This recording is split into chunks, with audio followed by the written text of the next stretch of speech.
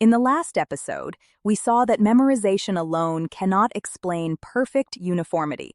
If differences existed, then the next question becomes unavoidable.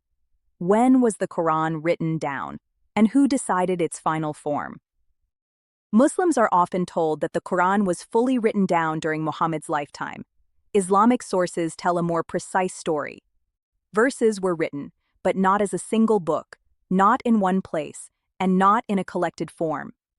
Sahih al-Bukhari records that after Muhammad's death, Abu Bakr was urged to collect the Quran because, as it says, the Quran had not been collected in one place. At that moment, the Quran existed primarily in memory and secondarily on scattered materials, parchment, bones, leaves, and fragments. The move from memory to manuscript wasn't driven by theory, it was driven by crisis. After the Battle of Yamama, many of the Quran's reciters were killed. Sahih al-Bukhari records Umar's concern in clear terms. He feared that a large part of the Quran might be lost. That fear, not doubt about revelation, triggered the first collection. What's striking is Abu Bakr's response.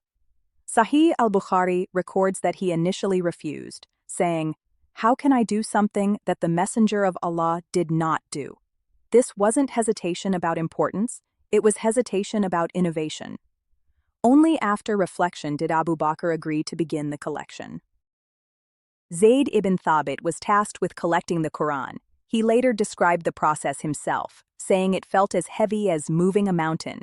Verses were gathered from written materials and confirmed by multiple witnesses. This was not passive preservation. It was an active process of verification.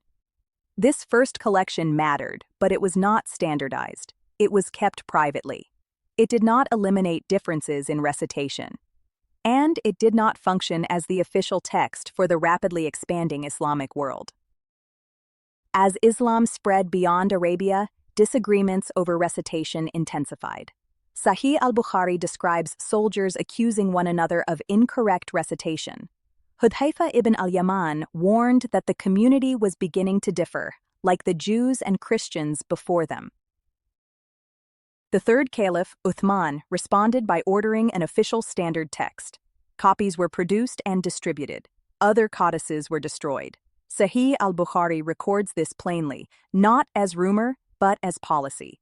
The goal was no longer preservation alone. It was uniformity. None of this requires hostility toward Islam. It requires honesty about history.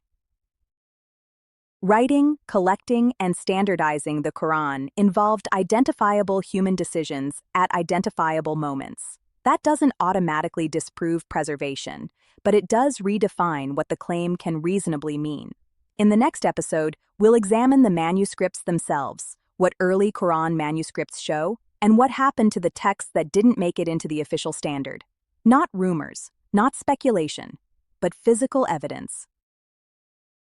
If you're ready to learn, grow, and speak truth in love, join us, subscribe now. The conversation starts here.